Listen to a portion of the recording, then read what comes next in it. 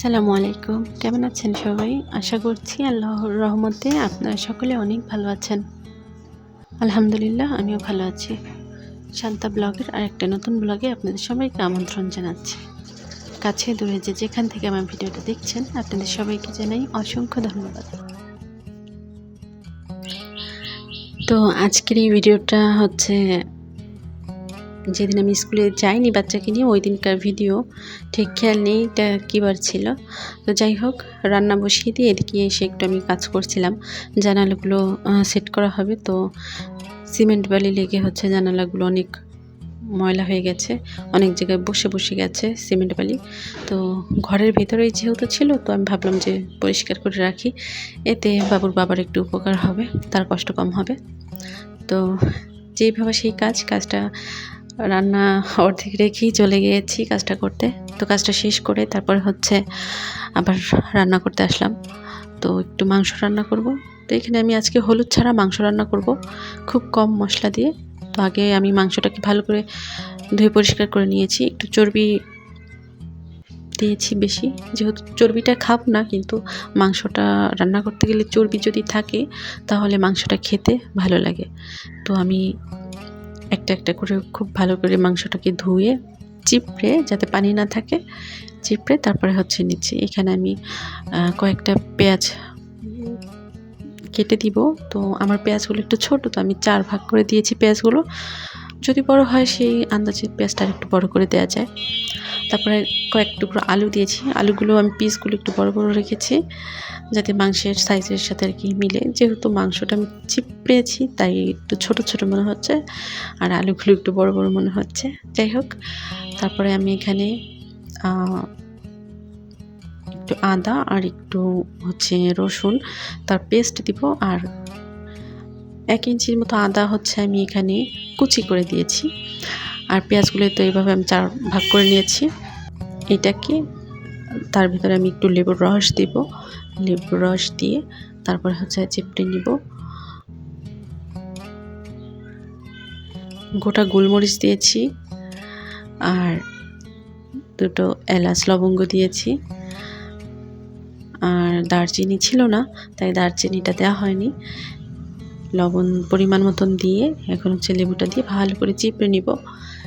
লেবুর খোসা সহ দিলে একটা ফ্লেভার আসে, বাট আমার কাছে একটু তেতো ভাব লাগে, তাই আমি শুধু লেবুর রসটাই দেই।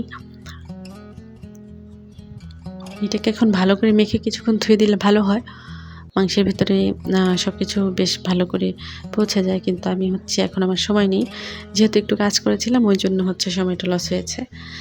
তো আজকের ভিডিও আপনাদের কাছে কেমন লেগেছে অবশ্যই কমেন্ট করে জানাবেন। ভিডিও ভালো লাগলে লাইক করবেন, কমেন্ট করে জানাবেন। তো এখানে আমি একটু ঘি দিয়ে দিলাম, সয়াবিন তেল দিব না, যেহেতু এখানে অনেক চর্বি আছে, তাই আর বাড়তি তেল দিব না। তবে ঘিটা দিলাম একটু ফ্লেভারের জন্য। মাংসের সাথে ঘি দিলে ফ্লেভারটা দারুণ হয়। ভালো করে এখন মাখিয়ে নিব। আজকে ভিডিওটা খুবই ছোট, তো ভিডিও কেমন লেগেছে অবশ্যই কিন্তু জানাবেন। আর আপনাদের ভালো লাগলে আমি যে ভিডিও করেছি এটা সার্থক। আসলে তেমন তো কোনো পরিশ্রমই করি না ভিডিওর পেছনে, তাই ভিডিও সুন্দরও হয় না। তো আমি চেষ্টা করছি আপনাদের ভালো লাগার মতন ভিডিও তৈরি করার জন্য। যেহেতু বাড়ি ঘরটা একটু এলোমেলো আছে, এজন্য হয়ে ওঠে না আর কি। যাই হোক, এখন আমি এটাকে ভালো করে মেখে কিছুক্ষণের জন্য রেখে দিব। তো কিছুক্ষণ বলতে কিছুক্ষণই, বেশি সময় নেই হাতে, কারণ এদিকে রান্নার সময়টাও পার হয়ে যাচ্ছে। রান্না বসিয়ে দিয়েছি, এর মধ্যে বৃষ্টি শুরু হয়ে গেছে। তো বৃষ্টি দেখতে চলে আসলাম একটু ছাদের কর্নারে। এসে দেখি জবা গাছে একটা জবা ফুল ফুটেছে, আর হচ্ছে অপরাজিতা গাছে ফুল ফুটেছে। কিন্তু আমার অপরাজিতা ফুল কেন যেন সাদা হয়ে গেছে, বুঝলাম না ব্যাপারটা। আপনারা যদি কেউ জানেন তাহলে প্লিজ আমাকে জানাবেন ফুলগুলো কেন সাদা হয়ে গেল। আর এদিকে আমার জবা ফুলটা দেখে তো আমার মনটা একেবারে আনন্দে উৎফুল্ল হয়ে গেছে, কারণ ফুলটা যে আমার এত ভালো লাগে যা বলার মতো না। অনেক পছন্দ করে কিনেছিলাম গাছটা। আর এদিকে অ্যাডবোনিয়া গাছটার সব পাতা ঝরে গিয়েছিল, পরবর্তীতে আবার নতুন করে পাতা হয়েছে, গজিয়েছে। তো বৃষ্টি দেখতেই আজকের মতো এখানে বিদায় নিচ্ছি। আপনাদের সবার সুস্বাস্থ্য কামনা করছি।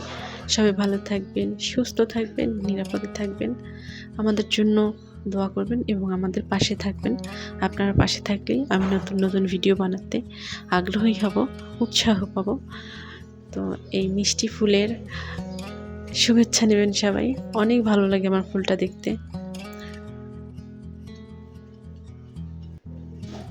পাশে একটা কাঁচা মরিচের গাছ আছে, এখনো ফল ধরেনি।